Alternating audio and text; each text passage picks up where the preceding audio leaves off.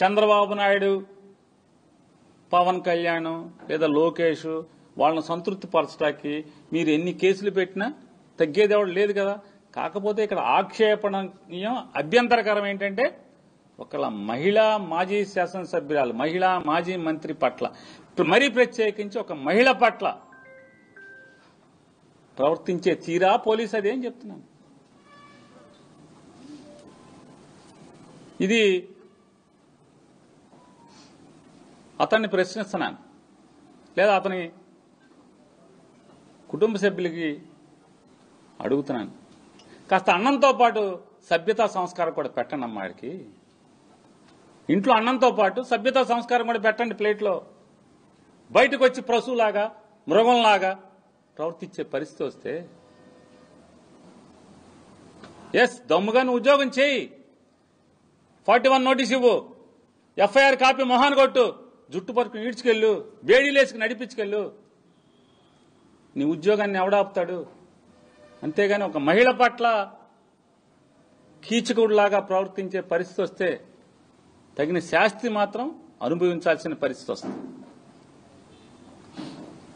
ప్రకృతి ఒప్పుకోదు, భగవంతుడు ఒప్పుకోడు. అందరు లెక్కలు తేలుతాయి. కానీ ఇంటికి వెళ్ళాకైనా బట్టలిప్పే 4 రోజులు ఉద్యోగం కోసం, ఈ పోస్టింగుల కోసం, ఈ దిక్కుమాలిన ఉద్యోగం ఇట్లా చేయాలా అన్న? నికార్సుగా చేయండి. సినిమాల్లో చూస్తుంటాం కదా, గంజి పెట్టిన కాకి అంటే ఎట్లా ఎంత నికార్సుగా ఉద్యోగం చేయాలో అది వదిలేసి ఈ రకంగా నీ ఇష్టారాజ్యంగా ఉద్యోగం చేయటమా? ఈ చుట్టుపక్కల ఈ జిల్లాల్లో ఈ ఎస్పీ గారి కింద ఎంతమంది సీఏలు ఉన్నారు? అందరూ ఇట్లా లేరే. ఈ సుబ్బనాయుడు లాగా అందరూ లేరు కదా. ఓ సుబ్బనాయుడు, ఇంకో భాస్కరు, ఇంకో ఎల్లయ్యో పొల్లయో, 3-4 చెప్తున్నారు. చించుకోండి ఒళ్ళు. కాకి మాటను మీ ఇష్టం వచ్చింది తెలుసుకోండి. మీ 3-4 ఉన్నారు కదా. కానీ ఈ రకంగా ఒక స్త్రీ పట్ల, ఒక మహిళ పట్ల ఉచ్చం నీచం మరిచి, సభ్యతా సంస్కారం మరిచి ఈ రకంగా ప్రవర్తించడాన్ని మేము తీవ్రంగా ఖండిస్తున్నాం.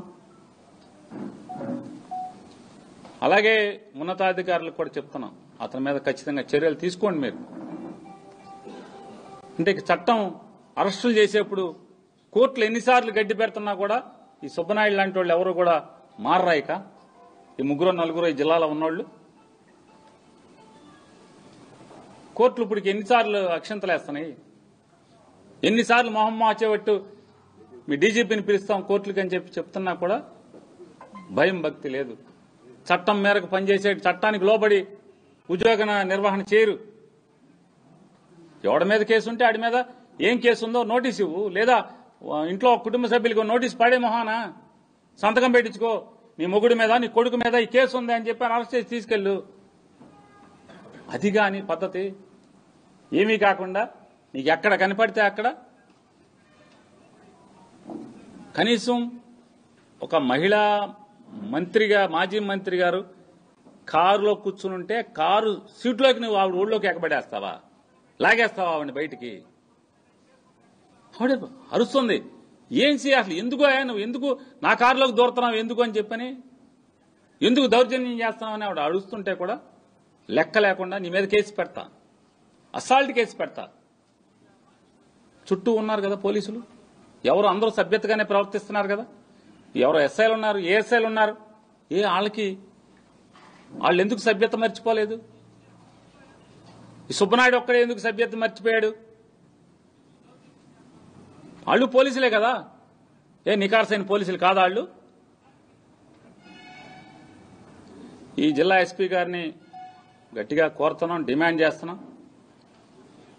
అయ్యా, మీలాంటి మంచి అధికారులు ఇటువంటి పోలీస్ వ్యవస్థకి చెడ్డ పేరు తెచ్చేటువంటి సుబ్బనాయుడు లాంటి అసభ్యకరంగా, అమర్యాదకరంగా స్త్రీల పట్ల లేదా చట్టాన్ని అమలు చేసే దాంట్లో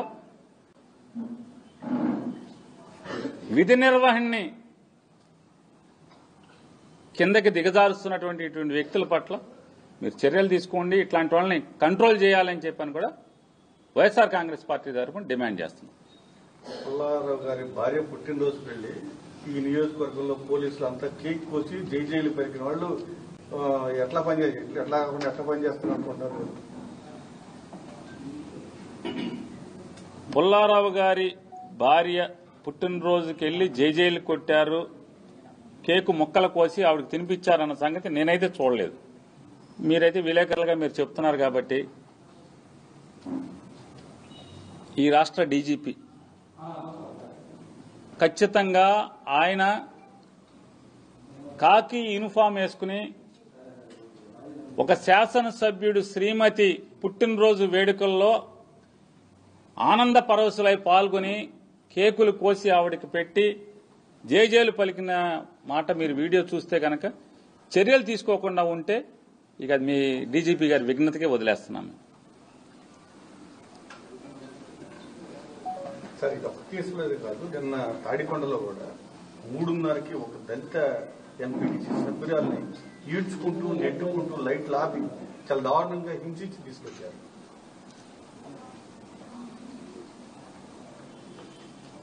గడచిన సంవత్సర కాలంగా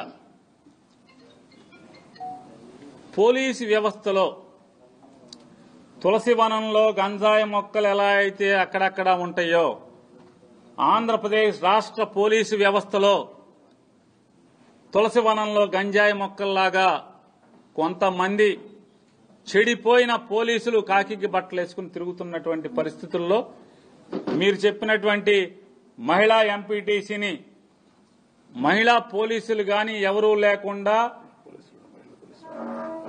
లేదా అర్ధరాత్రి పూట ఒక మగ పోలీసులు ఈ రకంగా ఆవిడ్ని ఈడ్చుకురావటం, అరెస్ట్ చేయటం, లేదా ఇవాళ రజనమ్మ గారి సంఘటన దాంట్లో ఈ సుబ్బనాయుడు లాంటి వాళ్ళు ప్రవర్తన తీరుగాని ఖచ్చితంగా